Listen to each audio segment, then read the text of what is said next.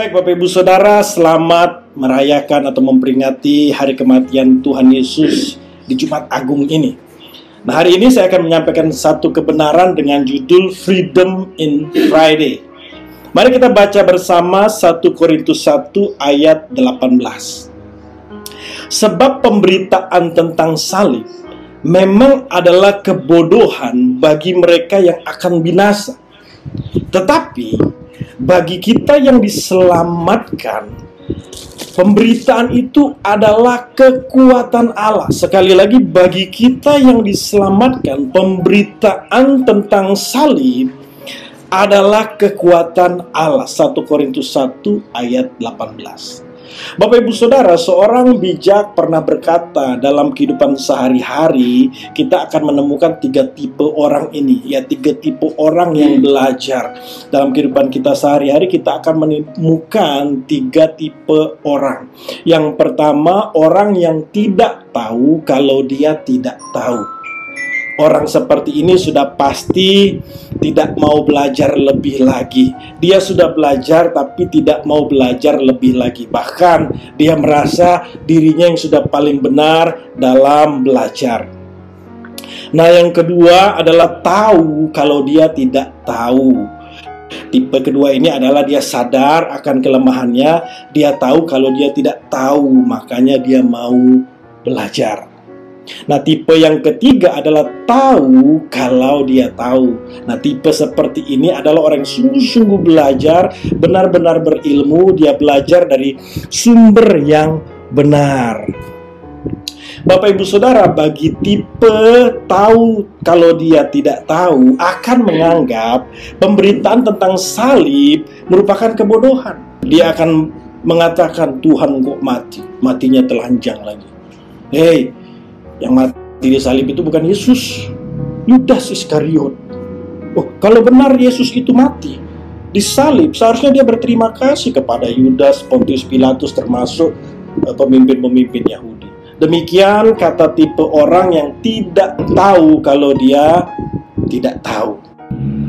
Nah, Bapak Ibu Saudara, saya percaya di dalam kekristenan seseorang pasti diubahkan dari tipe yang tahu kalau dia tidak tahu, dia sadar dirinya tidak tahu, lalu dia belajar, menjadi orang yang tahu kalau dia tahu. Dengan catatan, dia belajar dari kebenaran firman Tuhan secara sungguh-sungguh. Bapak Ibu percaya nggak dengan saya?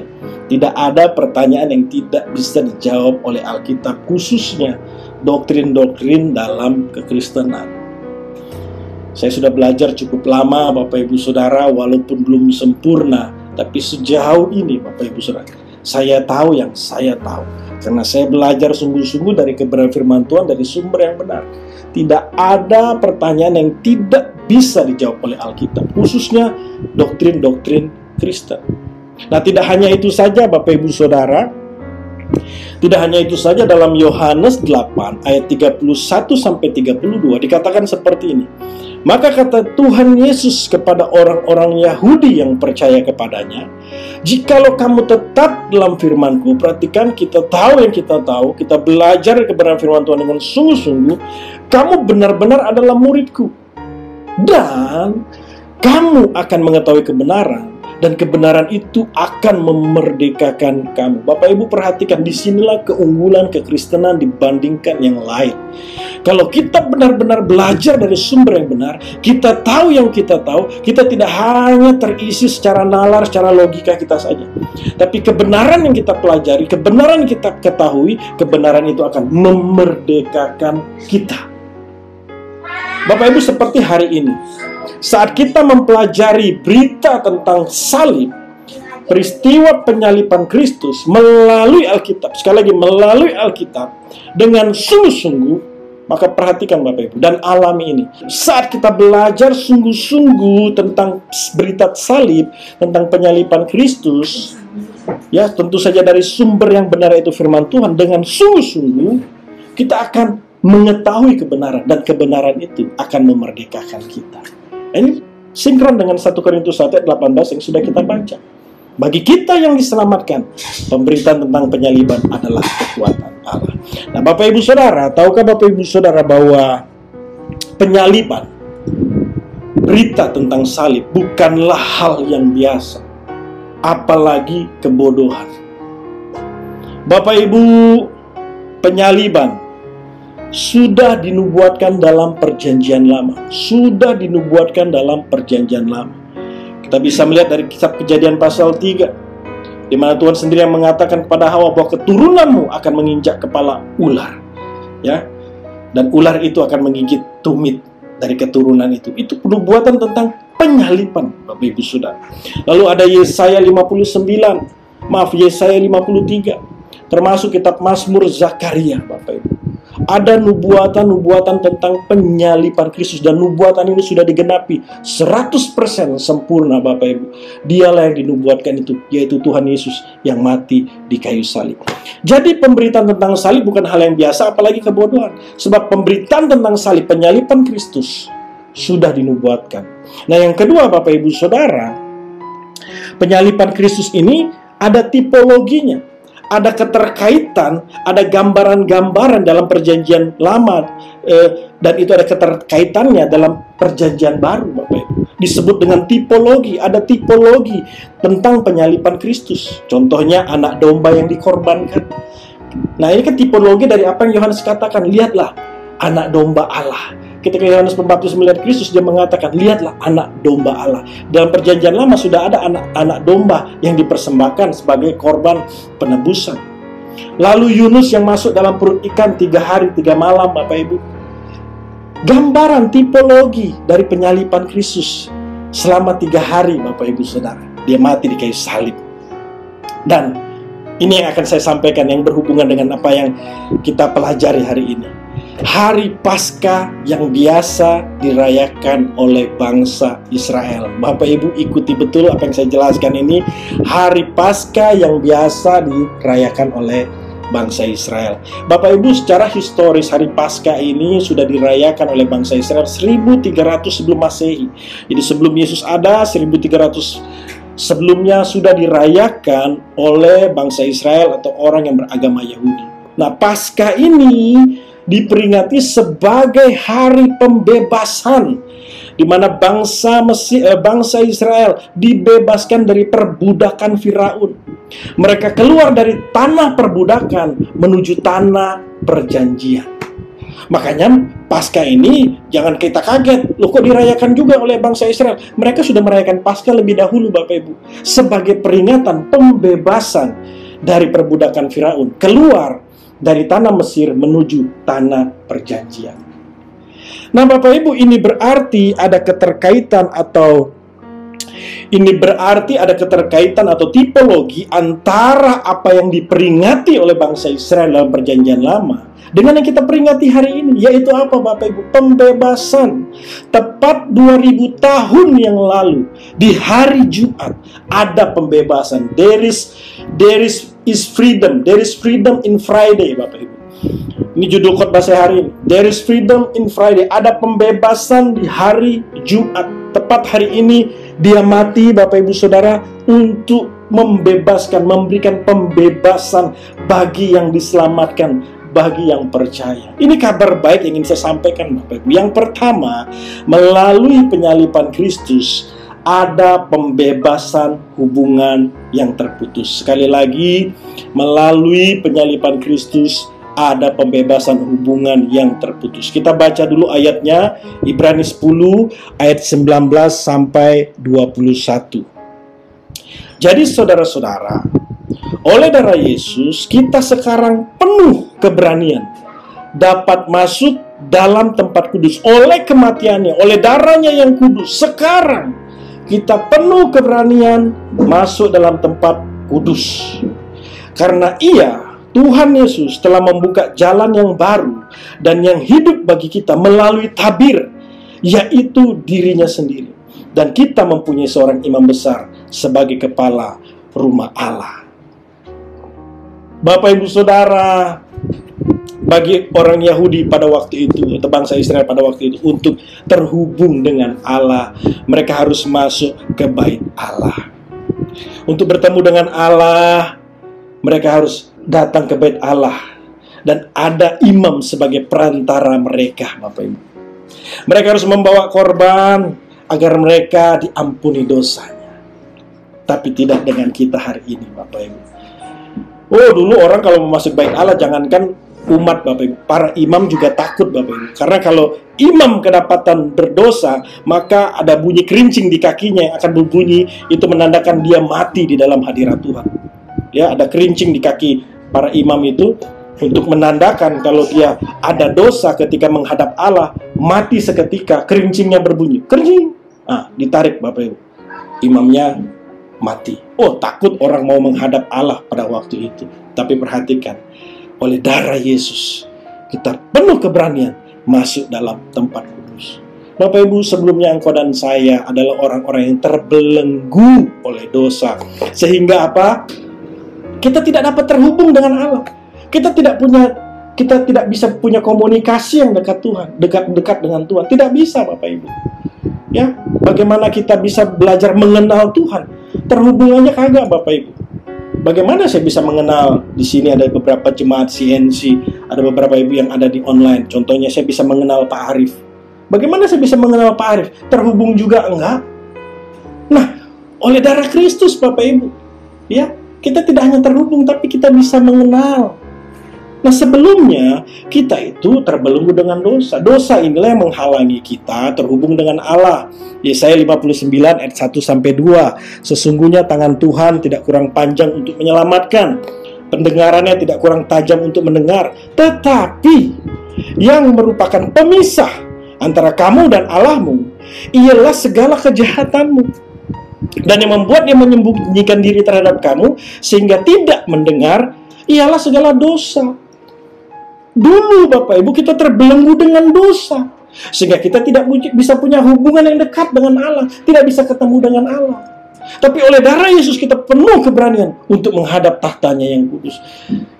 Kita dikembalikan kepada rancangan yang semula. Dulu, Bapak Ibu, mungkin tidak dikisahkan oleh Alkitab, tapi saya bayangkan betapa dekatnya Adam dan Hawa pada waktu itu dengan Tuhan. Bisa bercanda tawa, bisa berkomunikasi, bisa curhat, bisa ngobrol, dan sebagainya. Layaknya suami istri yang punya hubungan yang sangat dekat, Bapak Ibu.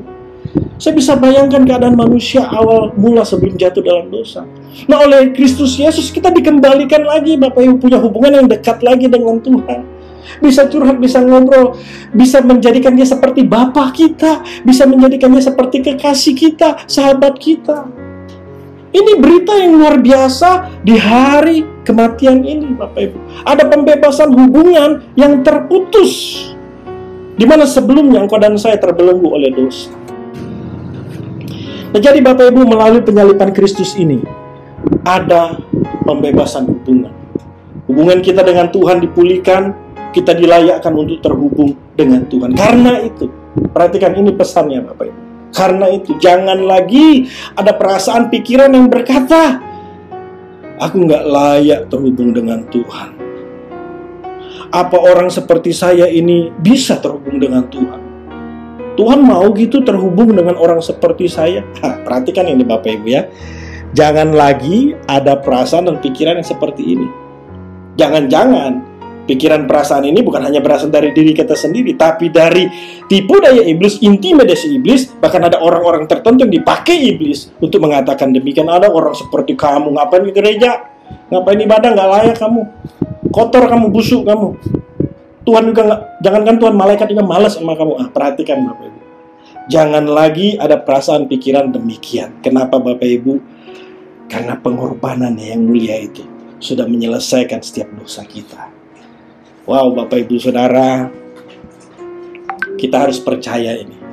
Tanpa penyalipan, mustahil manusia dapat terhubung kembali dengan Allah. Makanya jangan ada seorang pun yang bermegah diri, menyombongkan diri. Karena kebaikanku nih, makanya aku dekat dengan Tuhan. Oh, karena aku rajin doa, puasa, baca Alkitab, makanya aku dekat dengan Tuhan. Enggak. Berhenti, Bapak Ibu. Kita dilayakkan terhubung dengan Tuhan oleh darah Kristus, titik. Tidak ada alasan lain. Jadi kalau hari ini kita bisa dekat dengan Tuhan, ingat, bukan karena perbuatan kebaikan atau usaha kita, tapi ada Kristus yang sudah mati bagi kita sehingga kita bisa dekat dengan Tuhan. Tanpa penyalipan mustahil kita dapat terhubung dengan Tuhan. Tadi di awal saya katakan, bagaimana saya bisa mengenal seseorang kalau tidak terhubung. Tapi sekali lagi, karena saya sudah terhubung dengan seorang, maka saya bisa mengenal dia. Kita sudah terhubung dengan Tuhan. Mari Bapak Ibu Saudara, jadikan penyaliban Kristus ini sebagai sarana untuk kita lebih dekat lagi mengenal Tuhan, Bapak Ibu. Jadi saya buat satu course itu, Bapak Ibu, ya, di flyer, di PPT saya, di PDF itu, penyaliban Kristus itu bukan hanya untuk, nah, perhatikan ini, penyaliban Kristus bukan hanya untuk menyelamatkan kita saja, itu sudah pasti, tapi membebaskan kita dari hubungan yang terputus. Jadi bukan hanya untuk, tapi dari juga, Bapak Ibu. Kita harus mengerti ini, kebenaran ini jangan lupa, Bapak Ibu, ya. Engkau dan saya tidak hanya diselamatkan, tapi kita juga dibebaskan dari hubungan yang terputus. Siapapun kita, apapun latar belakang kita, kita dilayakkan untuk terhubung dengan Allah. Kalau ada yang selama ini meragukan, bertobat, minta ampun dalam nama Yesus. Mohon ampun, selama ini aku minder, aku takut, aku ragu. Enggak, udah diselesaikan oleh darah Yesus. Kalau ada yang selama ini jauh dari Tuhan, ya, padahal hubungannya sudah dipulihkan, jadi jauh dari Tuhan, ini hari Bapak Ibu, kita kembali pada Tuhan, punya hubungan yang dekat lagi dengan Tuhan. Nah, yang kedua, Bapak Ibu Saudara, kabar baiknya melalui kematian Kristus, melalui pemberitaan salib ini, ada pembebasan dari mental budak. Ini poin 2, sekaligus poin terakhir. Pembebasan dari mental budak. Bapak Ibu, saya sempat bertanya-tanya, mengapa para murid masih tidak mengerti tentang penyaliban Kristus? Bahkan ada yang menolak, menyangkal, sekaligus mengkhianati Yesus. Padahal nih Bapak Ibu, kalau kita baca Matius 20 ayat 17-19, Tuhan Yesus sudah 3 kali memberitahukan tentang penyalibannya. 3 kali loh Bapak Ibu. Dari perikopnya aja, pemberitaan tentang kematian Yesus sudah 3 kali Yesus itu memberitahu tentang kematiannya. Tapi kok para murid masih nggak ngerti-ngerti, bahkan ada yang menolak, menyangkal, sekaligus mengkhianati. Saya bertanya-tanya Bapak Ibu Saudara. Nah, saya menemukan jawaban. Karena para murid masih punya mental budak. Para murid masih punya mental budak. Sekalipun sudah ikut Yesus, mental budaknya masih ikut juga Bapak Ibu. Mental budak itu ya takut, khawatir, cemas, ya tidak menerima kenyataan, dan lain-lain sebagainya. Masih bermental budak. Nah, saya punya satu quote sederhana Bapak Ibu. Mental budak merupakan penghalang iman. Sekali lagi, mental budak ini merupakan penghalang iman. Kita tidak bisa dapat dengan sungguh-sungguh percaya kepada Yesus kalau masih ada mental budak. Nah, kalau iman kita terhalang Bapak Ibu Saudara, ya, kita tidak bisa sungguh-sungguh percaya kepada Yesus, maka sudah pasti kita akan kesulitan untuk mentaati apa yang Tuhan perintahkan, kesulitan melakukan apa yang Tuhan perintahkan. Jadi orang yang bermental budak, imannya terhalang. Orang yang imannya terhalang akan kesulitan melakukan apa yang Tuhan perintahkan. Nah, sebaliknya, orang yang beriman, percaya, sungguh-sungguh percaya, tidak ada lagi yang menghalangi dia untuk percaya, yaitu mental budak, dia tidak akan kesulitan melakukan apapun yang Tuhan perintahkan. Bapak Ibu, 2 minggu ini saya perhatikan satu kasus yang ramai sekali Bapak Ibu, tentang Mbah Slamet. Ya, di daerah Jawa sana ada seorang bernama Mbah Slamet. Coba Bapak Ibu Saudara lihat beritanya. Memang mengerikan, tapi ini fakta. Mbah Slamet ini menjanjikan bisa menggandakan uang, Bapak Ibu. Dia berjanji dari uang 70 juta digandakan jadi 2 miliar. Hari ini setahu saya ada 11 korban yang dia bunuh akhirnya. Dan korban-korban itu adalah orang-orang yang datang kepada dia, yang dia janjikan untuk menggandakan uang mereka.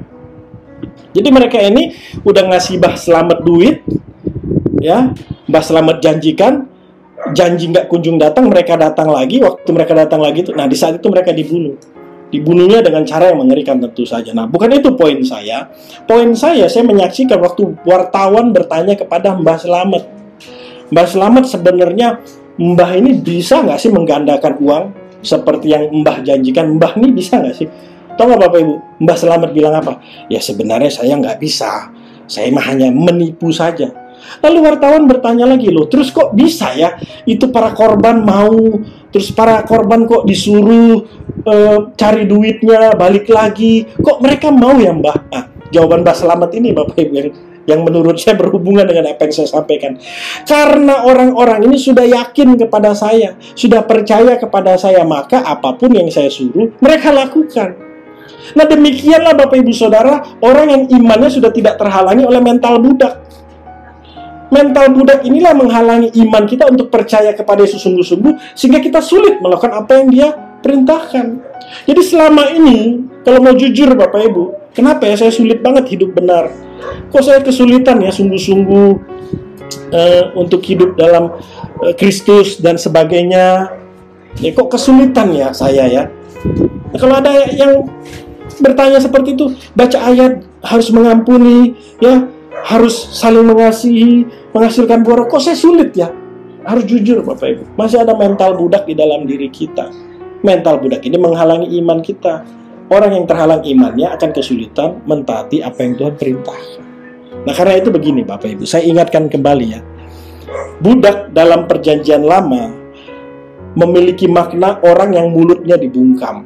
Jadi kata budak itu memiliki makna orang yang mulutnya dibungkam. Orang yang mulutnya dibungkam berarti dia tidak memiliki kebebasan, keberanian untuk berbicara. Sehingga mentalnya, mental budak, penakut, minder, khawatir, dan sebagainya. Nah ini pengertian budak Bapak Ibu. Nah, mental budak ini sudah ditulis dalam Kejadian 3 ayat 10. Setelah manusia jatuh dalam dosa, Alkitab katakan, ia menjawab, ketika aku mendengar bahwa engkau ada dalam taman ini, aku menjadi takut. Inilah mental budak pertama yang dicatat oleh Alkitab. Manusia menjadi takut karena aku telanjang, sebab itu aku bersembunyi. Mereka malu. Nah Bapak Ibu Saudara, saya ingatkan kembali 2000 tahun yang lalu, tepat di hari Jumat, ada pemberitaan tentang penyaliban Kristus. There is freedom in Friday Bapak Ibu. Berita penyaliban Kristus ini berkaitan dengan hari Paskah yang dirayakan oleh bangsa Israel.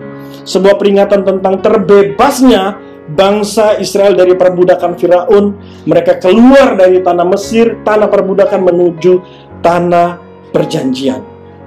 Dan Bapak Ibu Saudara, yang harus kita renungkan, bahwa pertanyaan ini di hari Jumat seperti ini. Secara fisik, bangsa Israel sudah keluar dari tanah Mesir, dari tanah perbudakan. Tapi secara mental, mereka belum mengeluarkan mental perbudakan itu dalam diri mereka. Itulah sebabnya waktu keluar dari Mesir, mereka sudah melihat mujizat karya Tuhan 10 tula, termasuk terbelahnya laut Teberau. Mereka sudah menyeberangi di padang gurun, Bapak Ibu Saudara. Mereka mengeluh, mereka takut, mereka khawatir, dan lain sebagainya. Sehingga Bapak Ibu Saudara, mereka terhalang untuk mentaati Tuhan. Terhalang imannya sehingga kesulitan mentaati Tuhan. Ini namanya mental budaknya belum dikeluarkan. Sama seperti para murid, sudah ikut Yesus dari nelayan, dari profesi sebelumnya dan sebagainya, tapi mentalnya masih mental budak. Yesus beritahu tentang penyalibannya, nggak ngerti. Nah, bawa pertanyaan ini Bapak Ibu Saudara, ya, apakah sebagai orang percaya kita yang sudah percaya Kristus ini sudah bermental anak Allah belum? Atau masih bermental budak? Saya kasih ilustrasi Bapak Ibu. Ada seorang membuat satu penelitian tentang kutu loncat. Di dalam sebuah tabung yang tertutup ada kutu loncat Bapak Ibu, ya, kutu yang loncat. Di tabung itu terdapat beberapa kutu loncat yang melompat. Eksperimen pertama, tabung ditutup, kutu loncat meloncat. Mungkin kalau kutu loncat bisa berbicara, aduh, loncat, aduh, loncat, aduh, ada penghalang, loncat lagi, aduh, sakit, aduh, takut, aduh, khawatir, kejedot Bapak Ibu. Penelitian kedua, si tutupnya dilepas. Apa yang terjadi Bapak Ibu Saudara? Tidak ada satu kutu loncat pun yang bisa meloncat melebihi atau keluar dari toples tersebut. Dari penelitian itu Bapak Ibu dikatakan bahwa kutu loncat ini di dalam pikirannya, di dalam mentalnya, sudah terprogram, nggak mungkinlah kita bisa keluar dari toples ini. Ada penghalang, nanti sakit, takut, khawatir. Padahal si toplesnya, tutup toplesnya sudah diangkat.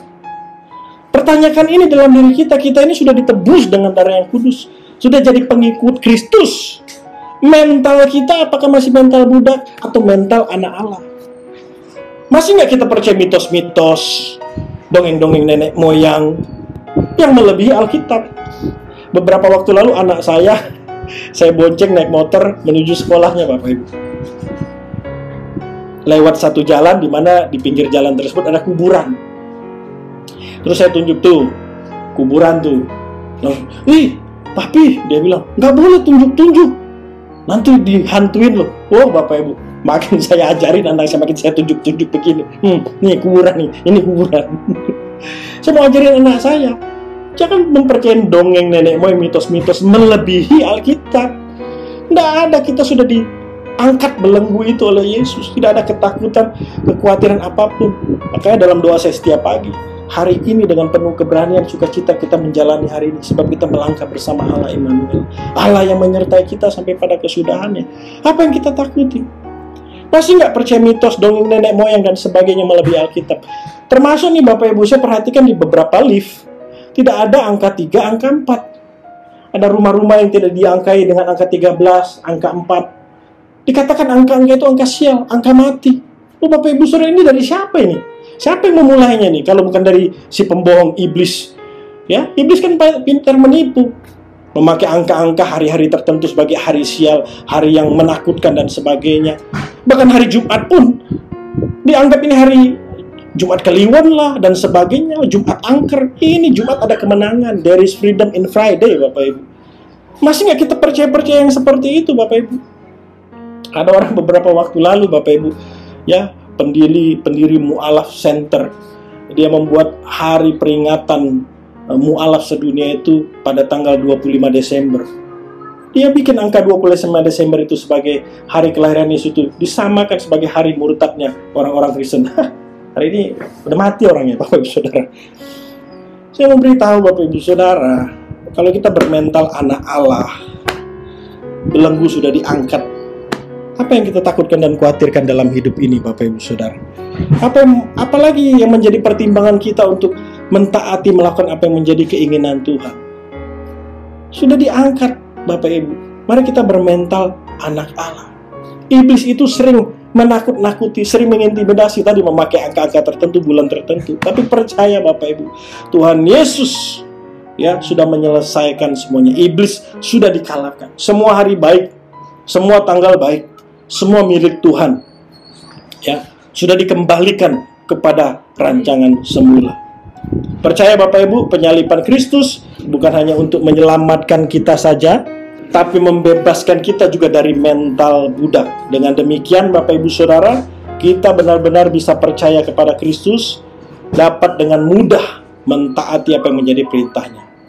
Saya bagikan satu quotes, your attitude is your future. Mental kita, karakter kita, Bapak Ibu, itu masa depan kita. Kalau hari ini mental kita, Bapak Ibu, mental anak Allah, kita akan lihat masa depan yang indah bersama dengan Tuhan.